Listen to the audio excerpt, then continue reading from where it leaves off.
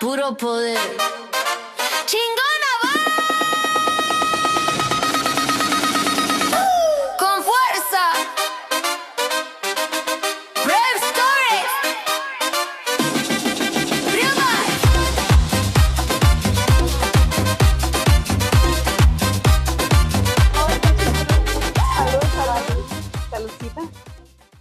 But it is, right, emotionally taxing, and I think it's really important for us to really consider how all of these different dynamics, religion, gender, class, the border or the immigrant experience really have an impact in the way that we perceive and experience our Mexican American identity in the United States. But with that in mind, let's shift a little bit. Think about what cultural traditions or values do you want to preserve, and which do you want to transform? So I think for me, and I'll take this one if you're not. Unless you're going to, I don't want to interrupt. Thought you were going to jump in. Honestly, I think for me, it's like I love the family closeness. I do. Mm-hmm. I do like that part because I've met people who are not very family oriented, and I feel like that's a very lonely. And if that's what you like, cool for you. But it's just not for me. Mm-hmm. That's my judgmental side coming out. That's the checking side of her. I'm trying to be better. No, it's I true. do know It's I true. judge, but I try to pull back when I know I'm judging. Like, hey, you know what? Whatever works for you, works for you. But for me, I like the family dynamic. I like the family gatherings. I like even the tradition, even some of the Catholic traditions. Like around Christmas and stuff. It's nice. Yeah. It's nice to have something. Yeah. The posada, that church aspect, the community aspect. Even like the Dia de los Reyes. I'm serious. La Like, Rosa is all día, yeah. that is those are beautiful traditions. You know what I mean? I'm not super Catholic. I'm not super religious, but I mean my son's not even baptized, and that's a whole other thing. But Somebody come get her. I'm saying, like, I do enjoy some aspects of the tradition that bring in community, and I love that about the Mexicans and the food. Come on, it's not just every day, but it's delicious. Like the abuelitas, my mom, the abuelitas, the fact that they can get in the kitchen with anything and it tastes delicious. It's like if my mom can no longer make tamales, we are not eating tamales. Literally. I'm just saying. I know how to make them. Yeah. Mm-hmm. It takes too long, girl, too. It's true. It's a lot of work. It's true. But I'm just saying, like, I like that aspect. The part that I'm always going to push back on is the gender roles. Obviously. I'm period. Like, no. Period. Like, because honestly, well, I'm a Mexican American, and I also have to embrace my American side. I was not raised in Mexico. I was raised here, and so I'm going to have American values. I also push back on some of those, but for the most part, I'm an American woman. I like to be independent. I like to be educated. I like to be able to say, no, blah, blah, blah. And, that's what it's going to be. I also want to note really quick for everybody that's listening that American also has such a broad context. I also want to note that when it comes to religion, there are American religions too. For example, Mormonism, that is highly also very gendered from that perspective. So when we mix what we conceptualize again, and this is very important to note from Monica's perspective, is that she perceives more of that independence, not academic freedom, but freedom as a whole. And what does that look like for her in shaping and taking this newfound freedom, independence, making sense of what that means in context to her Mexican upbringing and her Mexican identity. Yeah, it's a balance. It's a balance for you. Obviously, and those who know me, and I don't know if you know, but like my partner is not Mexican. He's not even a Latino, and some might even say I pray the wrong ethnicity because there's discrimination, unfortunately, within the Mexican community as well. Like that will be an upcoming topic. Yeah. But like my partner, he's African American. He's Black, and so. With that layer, sometimes I feel like I'm being judged, not necessarily, because I decided to basically have a family life and a child outside the traditional Mexican, man. Mm-hmm. And you guys are great, but she be liking Mr. Mark more. Like, there's a judgment there, and it wasn't even planned. It was like, you meet who you meet, you enjoy whoever You fall in love with me. who you fall You fall in love yeah. with whoever you fall in love with, and like I don't see him like that, but some people in the community do, and so I always struggle with the fact where it's like I'm very proud of being Mexican, but some people might not think that because I chose not to have children with somebody that's Mexican. But you can do all. You can do it all. And who qualifies that, right? Who are we and who is judging us? And how are we policing ourselves based off of like our own perceptions over what people are thinking about us? But that's separate. We're judging ourselves. That's what I'm saying, right? Yeah. Like our own perceptions. But so tell me, Ladi, what are your cultural traditions that you want to preserve? No, it's the same question to you. Yeah. Yourself, because I really Ladi. Don't worry, you're Mexican. We judge ourselves. Not only are we judging, but we are incredibly critical about ourselves. No, it's true. I have to agree with Monica. I like some of the traditions, not all of them. And yes, I wish I knew how to cook like my mom, because that is a tradition that will get lost, and I wish it didn't. When she goes, I think about that. Yeah.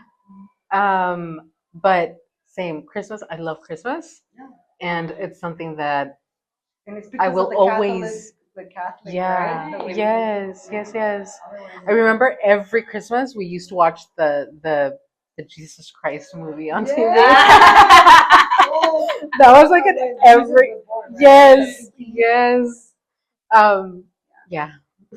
Memories. It's a good memory. And they're good messages. I'm not against religion. I mean, I think a lot of Same. Catholic has good messages. I'm a spiritual person. Like there's just certain political things that I don't like about it. I think the fanaticism can be dangerous in many ways, but when it really gets to those higher levels. But I think to your point, it's like how we've mixed Catholicism with our cultural understandings and upbringings, and I think that is a really cool thing to keep. What would you transform? Yeah, same gender roles. Yeah, like that's something that should change. Yeah, it needs to change. It needs to change. Yes. Yeah, I agree with that. I mean, it's just like when you go to church and you don't see a woman being a priest. That bothers me. Yeah. You know what I mean? I'm like, how do you want me? How do you know God is not a woman? We will talk about that at another one. I don't want to get into religion. Same. But I'm just saying, like, I enjoy parts of the way I grew up as a Catholic, and I enjoy it still sometimes. I still go to Catholic church, but it doesn't really make me feel like I'm fully a part of the religion when I see certain things that I feel should change. Like we should have women priests and stuff like that. And then I would feel like maybe I would be more leaning into that religion. But those decisions are greater than me and us. Right. Yeah. But no disrespect to the religion or any religion. Like I said, I am a spiritual person. I believe in God. The universe is too perfect for somebody or something that God created us. But Yeah. it's hard when religion, kind of like separates women and give them as less sometimes. Because I always think of like La Virgen de Guadalupe, and I think, what an amazing woman. She's powerful. People love her, right? But at the same time, it's unrealistic, right? Well, she's also made up, right? Like when we actually think about the historical complexities, and truthfully, like for me, it's not just that. Like the reason, like when you visit, for example, Mexico City, and you visit one of the cathedrales, they tell you about that. It's right between that period of like when Catholicism was dying out. The Spanish came, right? And what did that do for like the priests and the bishops that were trying to maintain power through Catholicism, right? And then there's no evidence that Juan Diego existed, right? You have the little theme and you're like, well, is this true or is it not, right? Like for me, I think I am on a spiritual quest. I don't think to be honest, it's a very complicated thing for me right now, where I think it's really hard for me to say, I want to believe in God. Well, there's so many problems to God, the way that we perceive, contextualize God.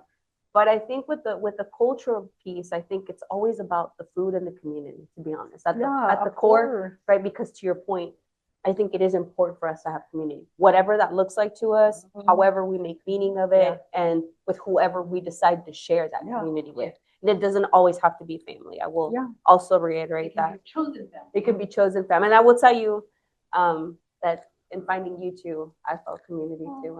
And I appreciate it, right? That's cheers to that. No, honestly, you need powerful women in your life and people that, appreciate and see value in you. I mean, honestly, to the language. I like being bilingual. I like knowing different languages, being able to communicate in various ways. That's a plus. But I've also heard this argument about Spanish not being an indigenous language and being a language from people that conquered indigenous people in Mexico. And so I'm like, well, now I don't feel that bad that my Spanish is off. You're like, because Spanish is already problematic. So I'm still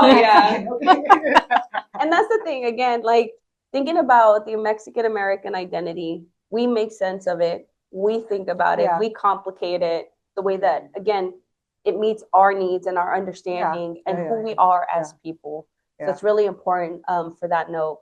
And just the last note for what I think we should transform. I wholeheartedly agree with the gender dynamics. I also think it's really important for us to complicate religion, because I also don't like many and various aspects of how Catholicism, particularly Catholicism in Mexico, because I've had a chance to travel around the world, how they work with Catholicism is completely different in the way that we work Catholicism. So I also want to note that. And we'll talk a little bit more about that in another episode, but we'll stop there for that. Any last and final comments that you want to share on our first podcast for Chingona Vibez? Yeah. Please like, share, comment, just anything. Watch it, please. And share. Yeah, if you're on YouTube, comment or respond. We'll be happy to engage with you. You guys want to talk about anything? Just let us know. Yeah. And thank you for joining us today.